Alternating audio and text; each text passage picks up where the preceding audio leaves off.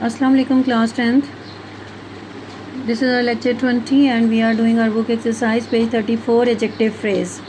Adjective का आपको मालूम है कि क्या है. एडजेक्टिव डिस्क्राइबिंग वर्ड है और फ्रेज़ क्या है, a group of words that gives the meanings. अब यहाँ क्या है, an adjective phrase is a group of words that functions like an adjective. More than two words अगर मिलके एक ही चीज़ को डिस्क्राइब कर रहे हैं तो वो एडजेक्टिव फ्रेज कहलाता है. For example, the black umbrella is mine. The black umbrella is mine, आपको मालूम है इसमें ब्लैक क्या है, बोल्ड है और ये अम्ब्रेला को क्वालिफाई कर रहा है, उसकी क्वालिटी बता रहा है. तो black umbrella is mine, black umbrella मेरी है. तो इसमें आप ये देखिए कि ब्लैक एडजेक्टिव है. नेक्स्ट आप आ जाओ, the umbrella with a broken handle is mine. The umbrella with a broken handle is mine. With a broken handle, ये पूरा जो पार्ट है आपका जो बोल्ड फॉर्म में आपको नज़र आ रहा है, ये आपका एडजेक्टिव फ्रेज़ है. अब एडजेक्टिव और एडजेक्टिव फ्रेज़ में डिफरेंस क्या है, इसको आप देख लें कि पहली बात तो ये है कि अगर सिंपल एडजेक्टिव यूज़ हो रहा है वो तो नाउन से पहले है. ब्लैक अम्ब्रेला, अम्ब्रेला नाउन है और उससे पहले उसका क्वालिफाइंग वर्ड है ब्लैक, तो वो नाउन से पहले यूज़ हो रहा है. लेकिन जब आप एडजेक्टिव फ्रेज़ यूज़ करते हैं तो वो umbrella with a broken handle उसके नाउन के बाद यूज़ होता है. और दूसरी बात ये है कि इसके दरमियान में आप देख रहे हैं कि आपको 99% इसमें प्रपोजिशन यूज़ हो रही होती हैं. यहाँ पे आप ये देख लो, describe umbrella, it does the work of an adjective. ये आपके नीचे सारी डेफिनेशन, इसको पढ़ लो, इसके एग्जांपल को भी अच्छी तरह से इसको देख. Page 35, pick out the adjective phrase in each sentence. Number 1, he bore a banner with a strange device. Bore holding hand में आ रहा है आपके मीनिंग में. ये bore a banner with a strange device, जिसके ऊपर एक स्ट्रेंज सी डिवाइस बनी हुई है. विद क्या आ जाता है, आपकी प्रपोजिशन है और ये विद अ स्ट्रेंज डिवाइस पूरा आपका एडजेक्टिव फ्रेज है. The principal of this school is on leave. The principal, कौन सा principal, of this school, is on leave. तो ऑफ दिस स्कूल तक का जो पार्ट है आपका, ये आपका एडजेक्टिव फ्रेज है. ऑफ को आप सर्कल कर लो, विद को भी सर्कल कर लो, ताकि आपको पता चले कि ये बिगनिंग कहाँ से है, स्टार्ट कहाँ से, प्रपोजिशन से. द डिसीजन ऑफ द जजेस इज़ फाइनल. डिसीजन किनका डिसीजन, कौन सा डिसीजन, ऑफ द जजेस का. ऑफ द जजेस पूरा आपका क्या है, एडजेक्टिव फ्रेज है. और ये ज़रूरी नहीं कि शुरू में एंड में, ये सेंटेंस के मिड में भी है. देखें, द डिसीजन, कौन सा डिसीजन, ऑफ द जजेस final. The decision is final एक कंप्लीट सेंटेंस है, लेकिन कौन सा डिसीजन, उसके बारे में फर्दर डिस्क्रिप्शन है. The tops of the mountains were covered with snow.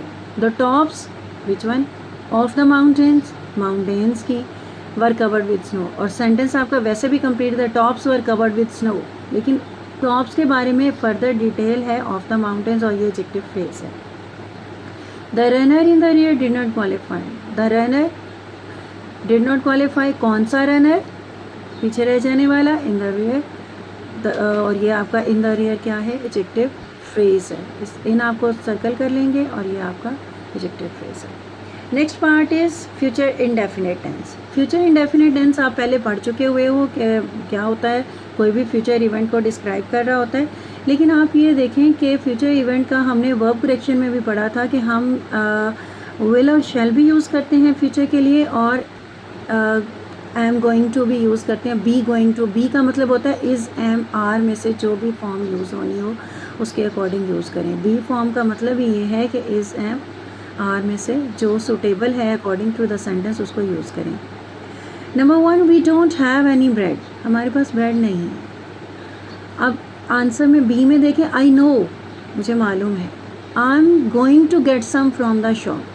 I will get some from the shop इसलिए नहीं है कि उसको इस चीज़ का पहले पता है. अगर पहले इल्म हो और आप जाने के लिए, लाने के लिए तैयार हो, आपने पहले प्रिपेयर हो किसी भी एक्शन के लिए, तो फिर आप उसके लिए गोइंग टू यूज़ करते हैं. Number 2, we don't have any bread. हमारे पास ब्रेड नहीं है. रियली, आपको अभी अभी पता चला है. Really, I will get some from the shop then, तब मैं फिर शॉप से कुछ ना कुछ ले लूँगा. अब यहाँ पे जो आपको सडन रियलाइजेशन हुई है, फ़ौरन पता चला है, या सडन डिसीजन है आपका, वो आपका फ्यूचर में विल और शैल फॉर्म में होगा. और गोइंग टू किस में, जो आपका फ्यूचर इवेंट प्लान होता है. When we talk about future plans, predictions in general we use will, and when we talk about prior plans strong intentions और fixed arrangements we use going to. अगर आपने कहीं जाना है और आप अपने सारा लगेज जो है वो पैक करके बैठे हुए हैं, आपने सीट्स जो रिज़र्व करवा ली हैं, तो फिर आप जाने के लिए गोइंग टू यूज़ करेंगे, अदरवाइज़ विल। ठीक है। Next is why do you need to borrow my suitcase. आपको क्यों चाहिए, आप क्यों उधार लेना चाहते हैं मेरा सूटकेस।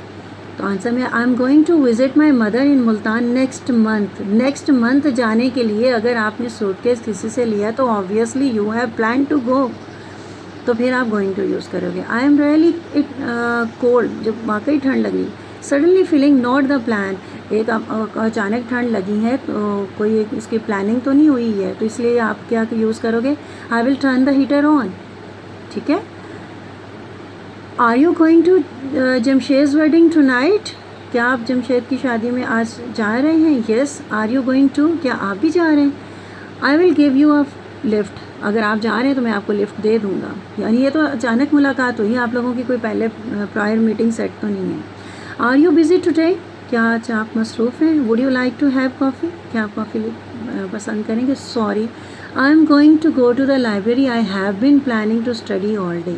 अब जाहिर है कि वो अगर रिफ्यूज़ कर रहा है तो उसने पहले प्लान किया हुआ है लाइब्रेरी जाने और पढ़ने के लिए, तो I am going to. Next है why are you carrying a hammer. आप ये हैमर क्यों उठाया हुआ है, थोड़ा क्यों उठाया हुआ है आपने। अब यहाँ पे भी I am going to put up some pictures, मैं कुछ तस्वीरें लगाऊँ। अब ये तो नहीं है कि हथौड़ा हाथ में लिए हुए आप जा रहे हैं और आप कहो कि मुझे पता ही नहीं कि मैं क्यों लेके जा रहा हूँ। जाहिर है कि आपकी प्लानिंग है, इसलिए आप ये लेके जा रहे हो, तो आई एम गोइंग टू।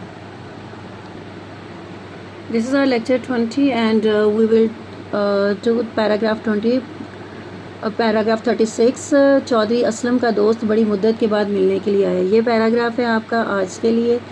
उसमें से वोकैबलरी आपके पास नीचे जो गिवन है, to feel sad, let it be something general. Let it be something general क्या है कि कुछ ख़ास नहीं। ठीक है। रेस्टलेस अगर ख़ास नहीं है तो बेचैन के लिए क्या आ गया, रेस्टलेस। टू अग्री विद क्या होता है, उसके साथ आपको इत्तफाक करना। और कम हिम्मती के लिए क्या है, लैक ऑफ करेज। लैक होती है कमी और मायूस होता है डेस्पेयर। ये आपकी वोकैबलरी है, इसको केयरफुली आपने यूज़ करना है और इसी तरह से आपने लिखना है इसको, जिस तरह से डिस्कशन फॉर्म में ये गिवन है। और लिखने के बाद इसको आपने टैली कर लेना है। According to the date and lecture आपका तमाम काम रिटन फॉर्म में मौजूद होना चाहिए। दैट विल बी चेक्ड इंशाल्लाह।